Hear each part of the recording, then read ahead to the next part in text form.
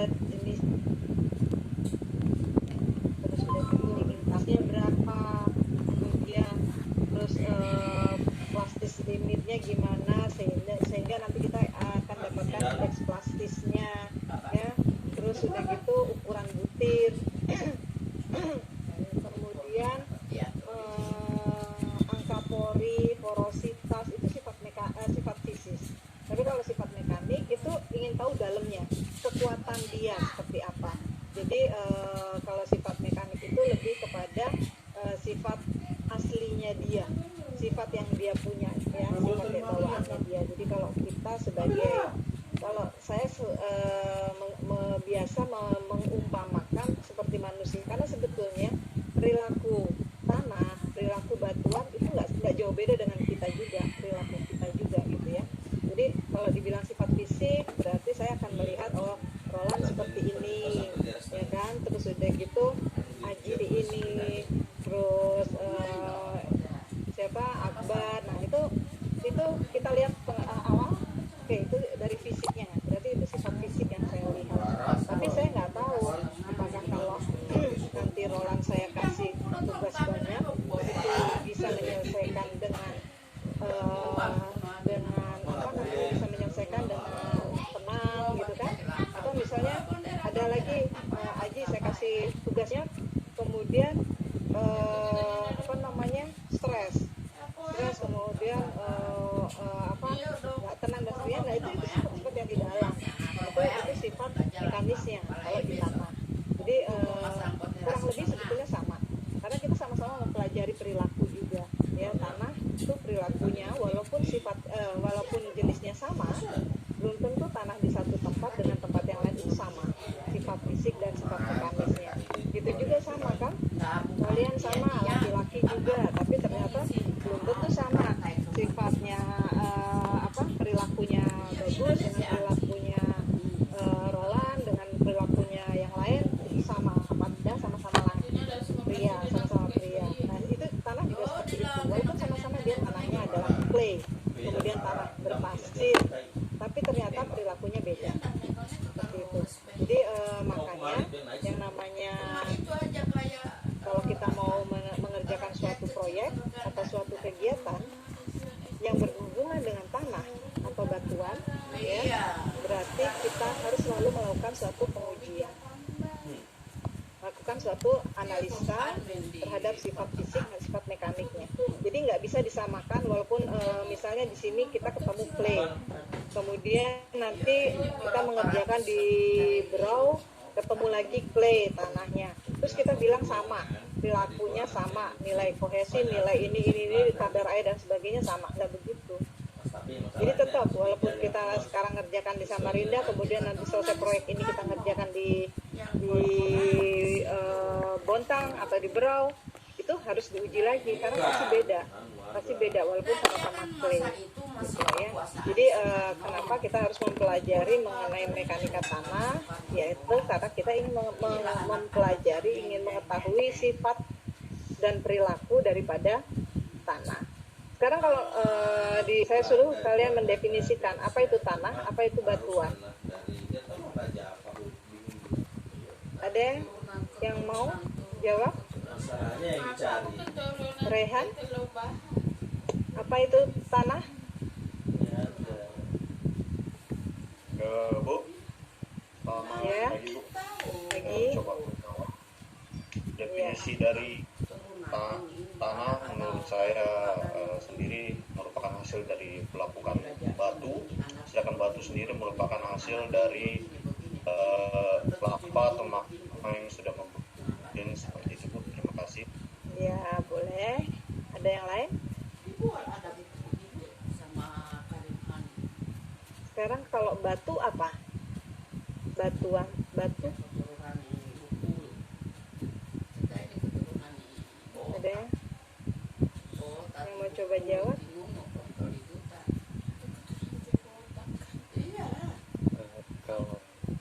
Kalau batuan itu mineral atau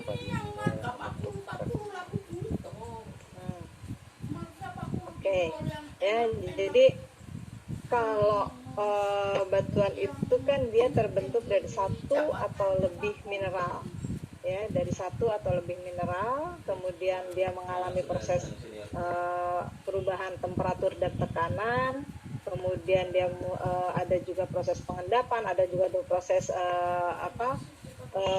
transportasi dan sebagainya, sehingga dia tersementasi, ya, dia tersementasi, akhirnya dia menjadi batuan. Sementara tanah itu hasil dari lapukan, batuan yang sangat melapuk, batuan yang sangat lapuk, sehingga kalau kalau kalian suruh bedakan ini ada tanah, ini ada batu, pasti tahu mana itu tanah, mana itu batu, ya kan? Pasti tahu. Tapi kalau kemudian disuruh mendefinisikan, nah itu yang agak akhirnya menjadi apa ya, tanah, apa ya, batu gitu ya. Nah, jadi sebenarnya itu kalau batuan itu kan kita dibatasi oleh adanya kontinu bidang lemah. Tapi kalau di tanah ya semuanya bidang lemah, ya semua itu lemah. Jadi dia makanya jenisnya sangat lapuk. Kalau untuk batuan yang sangat lapuk itu masuk ke dalam kondisi tanah. Nah, untuk penyelidikan lapangan sudah belum?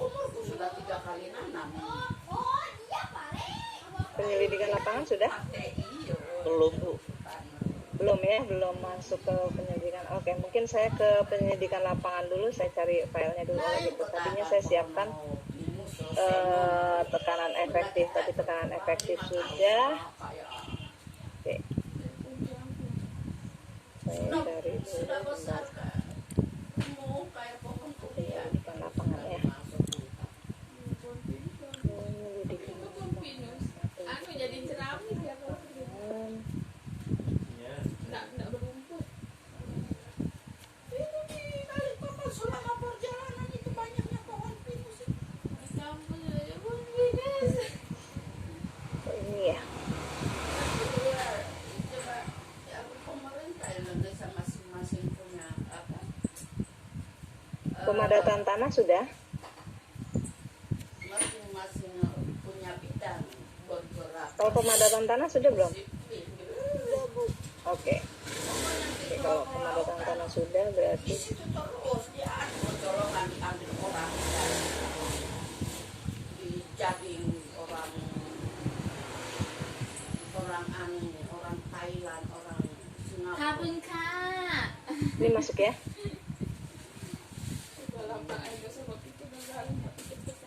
Nah, untuk penyelidikan di lapangan kita ada beberapa cara yang bisa dilakukan, ya, bisa dengan cara pemboran atau bisa juga dengan cara test pit, ya, sumuran, bikin sumuran, kemudian bisa dengan menggunakan institut tes langsung, ya. Terus sudah gitu ada teknik pengambilan sampelnya. Nah, jadi kalau kita lihat sini metode yang dilakukan bisa satu sampel, kemudian sumber cobaan, kemudian sampling, kemudian belum masuk. Oke.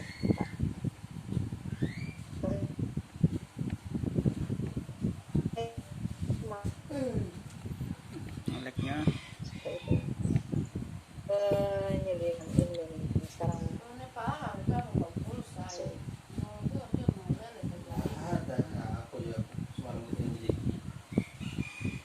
ya masuk ya, masuk. Oke.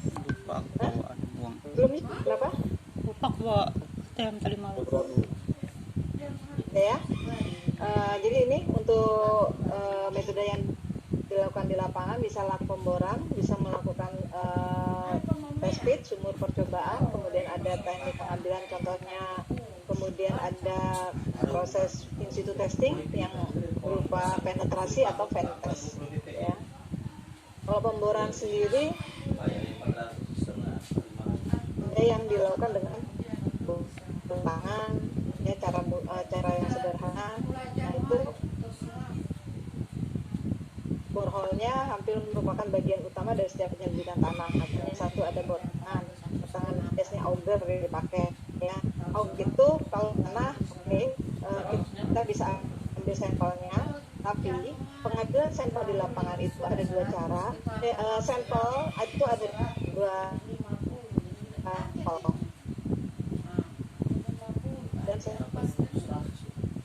disturb. Untuk menganalisis itu harusnya sampel yang tidak sifat asli dan tidak berubah. Jangan sampai dia di pengujian.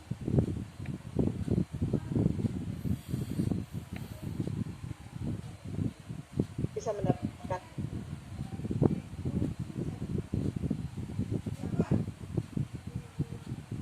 step itu yang tidak terganggu itu, sehingga yang ada seringnya kita mendapatkan sampel-sampel yang disturb, sampel-sampel yang terganggu, tapi bagaimana cara kita menangani banyak mengalami perubahan, ya, agar tidak terlalu banyak mengalami perubahan. Nah, kalau kita pakai bor tangan seperti ini, auger, sampelnya itu sudah pasti dia sangat terganggu, ya, sampelnya itu sangat terganggu, sehingga pada saat kita ngambil sampel pun dia sudah bentuknya kan, kalau auger tuh tidak bisa berbentuk ya, dia berupa mengisi di spiral itu. Nah, kita untuk bor tangan ini kita pakai auger itu kalau tanahnya lunak, enak ya kalau pakai bor tangan ya. Nah, yang rangkainya yaitu ada stang bornya, kemudian bagian atas dari stang bor itu pakai handle untuk memutar alat tersebut. Kemudian dapat juga kalau mau agak dalam, berarti kita harus dapat bantuan dari tripod dan katrolnya, supaya untuk semakin ke dalam kan akan semakin sulit, semakin berat, sehingga mempermudah dalam proses memasang dan mencabut stang augernya. Ya, nah, tangan ini hanya cocok untuk material lunak, jadi dia hanya bagus atau bisa digunakan untuk material lunak. Yang agak keras sulit ya. Dengan mesin motor penggeraknya itu terdiri dari bagian-bagian atau alat yang dapat memutar stangbor dengan kecepatan yang bisa kita atur. Kemudian juga ada pompa ya. Pompa itu biasanya untuk pemboran, pada saat dia bekerja dialiri oleh pompa supaya tidak terlalu panas, sehingga akhirnya kita memerlukan air ya. Untuk kemudian pompa dia akan memumpahkan air untuk di sepanjang rodnya itu ya, dia akan itu, sehingga sampel yang kita dapat pasti sudah basah juga ya, basah karena kenaannya. Kemudian ada rod pemutarnya atau tripod yang untuk menaikkan dan menurunkan stang dan alat bor ke dalam lubang. Nah, jenis pemborannya sendiri ada yang dibilang dengan percussion dan drill atau pemboran tumbuk ya. Pemboran tumbuk itu dia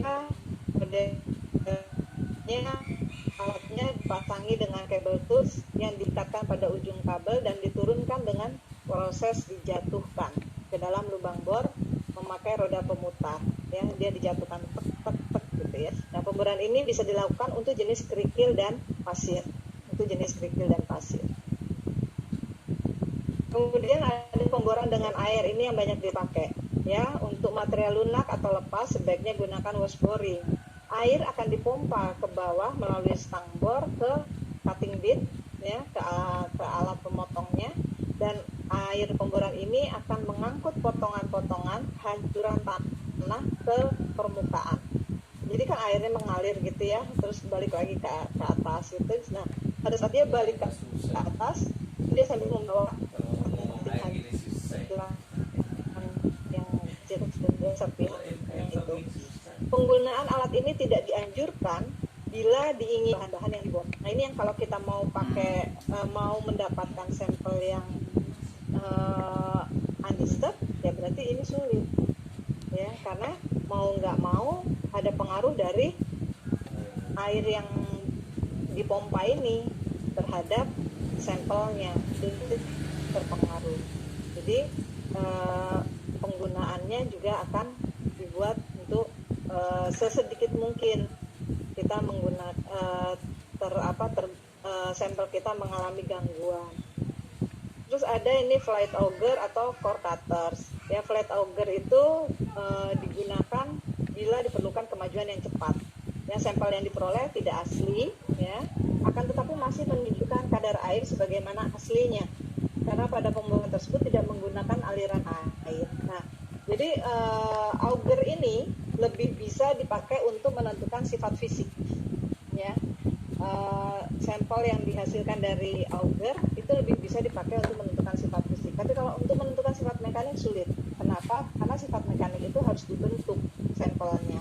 Nah, kalau hasil dari auger sulit dibentuk sampelnya karena dia dia kan mengisi dari ulir-ulirnya itu, dari spiralnya itu. Jadi sulit untuk dibentuk. Jadi kita kalau masuk ke pengujian sifat mekanis baru kita bisa membayangkan kenapa kita nggak bisa auger dipakai untuk sifat mekanis. Dan kalau untuk sifat aslinya, air, density, berat jenis itu kita bisa pakai auger. Kemudian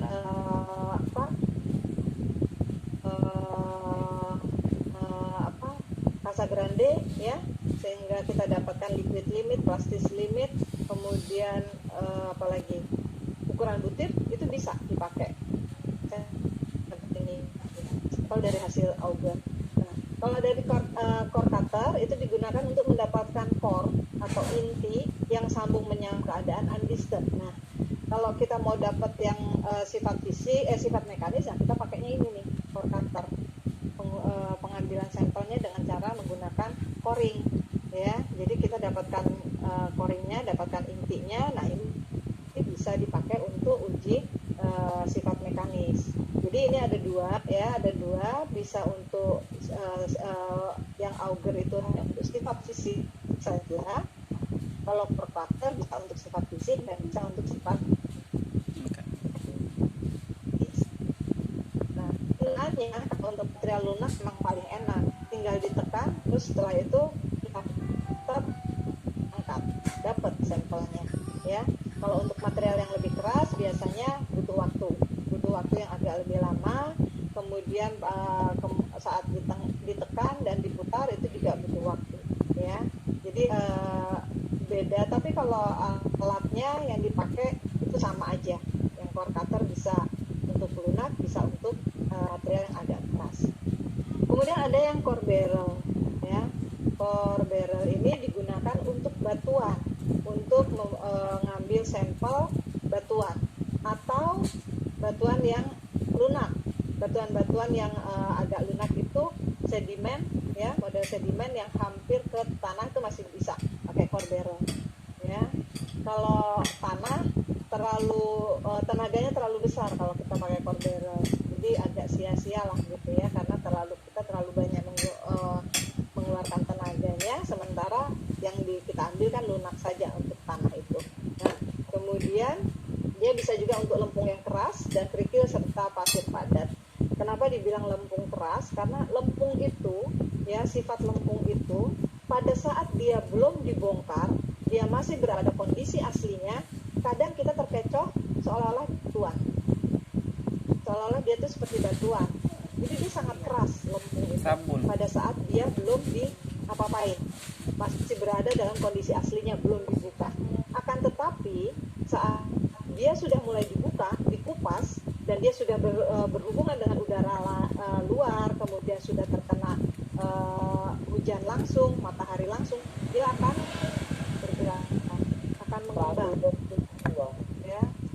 Si lempung itu akan mengembang dan kemudian terlihat bahwa dia lempung yang lunak. Jadi untuk lempung itu material yang paling ditakutkan sebetulnya kalau untuk pembangunan. Yang untuk konstruksi, kalau kita dapat daerah lempung itu harus benar-benar kita tahu mineral-mineral yang ada di lempung itu apa saja, berapa jumlah mineralnya yang ada di lempung, ya. Karena itu mineral-mineral yang ada di lempung itu mempunyai sifat swelling, dia mempunyai sifat untuk mengembang, ya. Dia mempunyai sifat yang mudah untuk mengembang. Cuma tidak semua mineral itu sifat mengembangnya sama, beda-beda. ya. Jadi kalau lempung itu ada yang biasanya dia mineral-mineralnya itu ada montmorillonit, ilit, albit, kaulinit, terus apa banyak sekali ya yang model it gitu di belakangnya. Nah, itu persentasenya itu yang harus kita tahu. Berapa persentase mineral kaulinit di dalam lempung? Berapa persentasenya albit, ilit, atau montmorillonit di dalam lempung itu? Nah, sekarang misalnya antara persentase mineral montmorillonit di dalam lempung itu ada 4%. Sementara persentase mineral kaulinitnya itu 30%. Tambah lagi yang lainnya. Berarti kalau kita perhatikan seperti itu, mineral montmorillonit itu besar. Sementara sifat mineral montmorillonit sangat. Jadi kalau kita punya lahan yang mau kita bangun atau kita tambang, ya, kemudian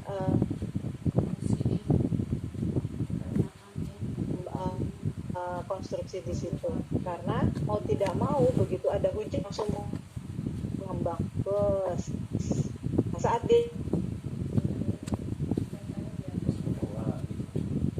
karena prosesnya dia akan tanahnya itu akan mengembang gitu. Nah, jadi untuk lempung itu sebetulnya material yang paling ditakutkan di orang geotek ya, karena kita harus betul-betul konsen kalau dapat mineral lempung. Tapi memang 80%, hampir 80% yang ada di bumi ini mengandung lempung, sehingga itu yang ditakutkan ya. Kemudian ini yang core bearers terdiri dari 2 tabung. Tabung dalam yang mengandung inti itu dia tidak berputar, jadi dia langsung ngambil sampelnya. Sedangkan tabung luarnya itu yang cari jalan.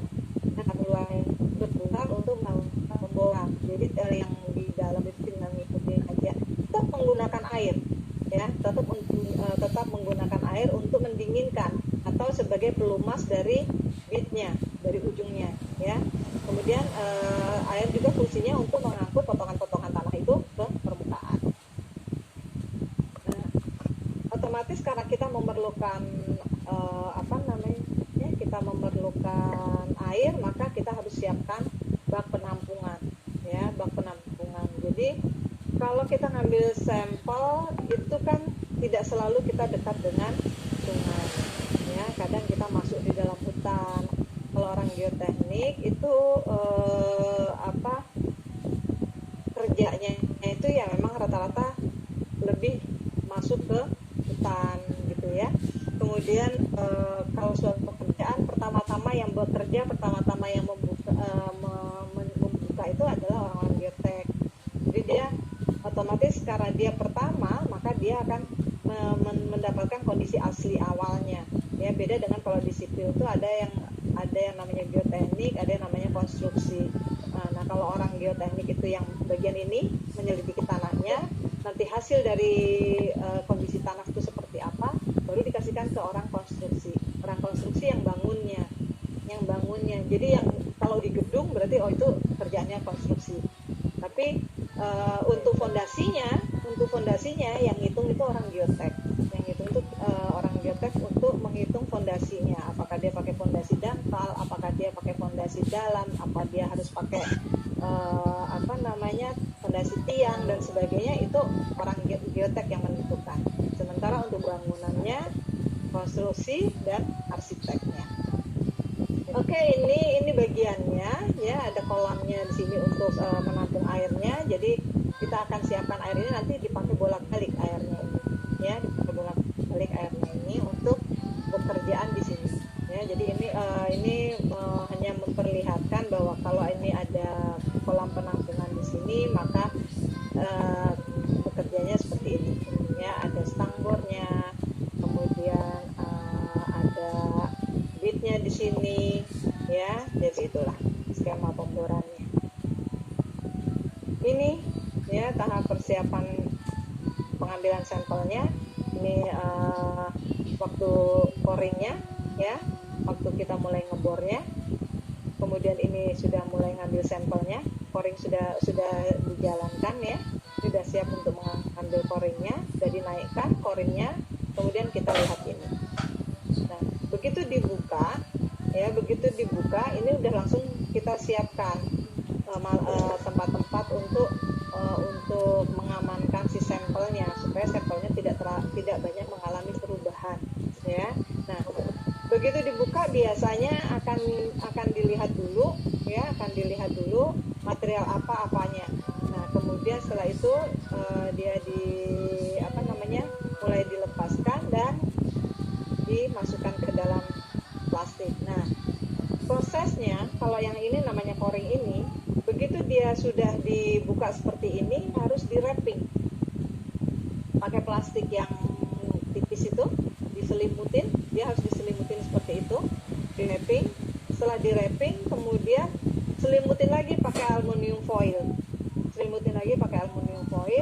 kemudian dimasukkan ke dalam, ini plastik yang panjang gitu ya, plastiknya panjang, bukan plastik kresek itu, bukan, tapi plastiknya itu panjang, sepanjang, nanti kita potong setiap 1 meter karena core box yang digunakan itu panjangnya sekitar 1 meter, jadi dia setiap 1 meter akan kita potong plastiknya,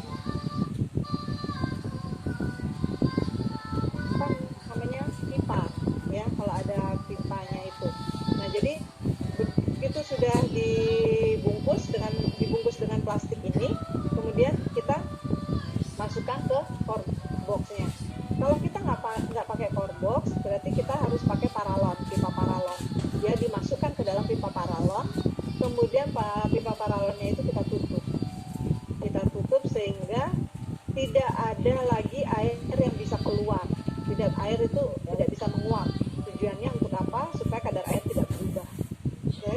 Nah, kalau sudah dibawa ke dalam core box atau sudah dimasukkan ke dalam pipa paralon, bawahnya nggak boleh diberdirikan, dia harus ditidurkan. Di sampel itu dibawanya harus dalam kondisi tidur.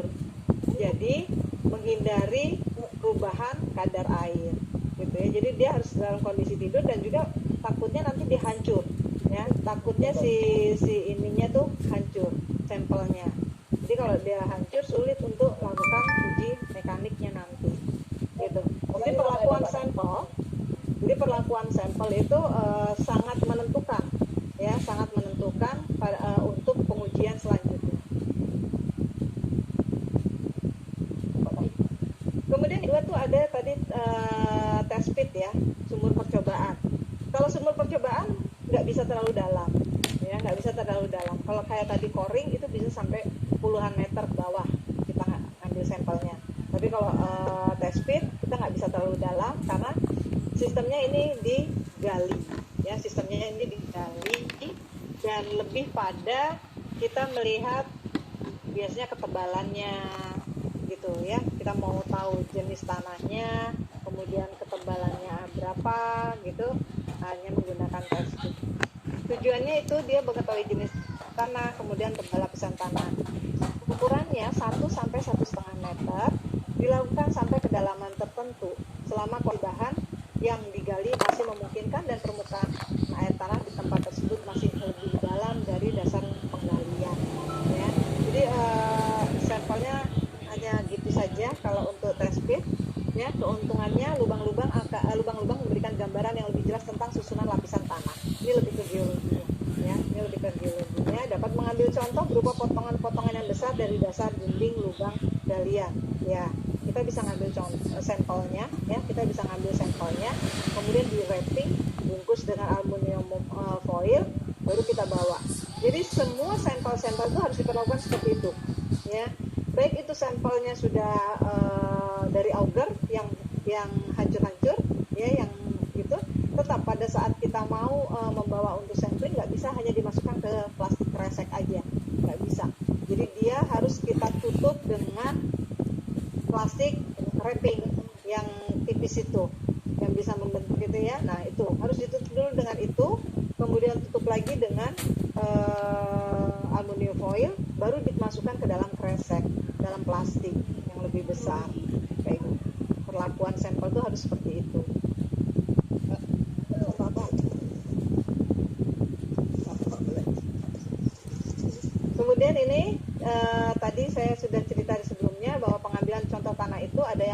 punya disturbed dan undisturbed. Yang contoh tanah disturbed itu tidak asli, diambil tanpa usaha melindungi struktur asli tanah tersebut. Uji yang dapat dilakukan tadi sifat fisik yang saya bilang kan, ukuran butir atau bulk limit. Atau bulk limit itu berarti yang liquid limit, plastic limit ya. Kemudian ada untuk pemadatan, untuk berat jenis, density dan sebagainya. Itu untuk sifat fisik. Untuk contoh tanah yang undisturbed, kita bilang tanah asli, itu dia masih menunjukkan sifat asli dari tanah. Dia tidak mengalami perubahan struktur, kadar air atau susunan. Sudah baik, kami baik. Itu contoh bisa diambil Tapi dengan ini menggunakan kuota tabung, belajar apa ya? borderel atau block sampel kah. Bisa tadi pakai pakai test pit, nah dapatnya kita bisa dapat bongkah dari test pit. Kita sudah belajar di Kementerian Baik. Nah, Sudah coba. 5 giga.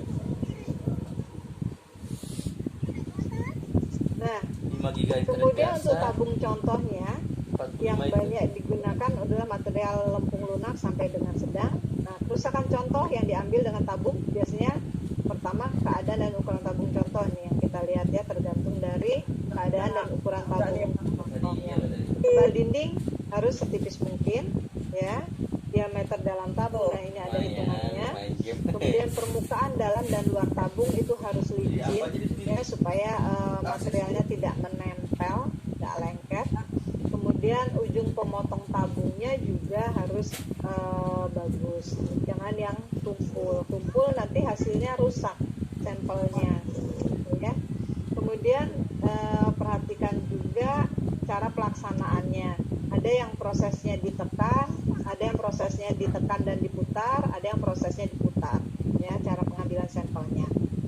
Kemudian yang ketiga, cara membuat dan membersihkan lubang bornya ya, ini nanti pengaruh pada dinding pemborannya, hasil dari sampelnya seperti apa. Ini kalau kita lihat lah seperti ini ya.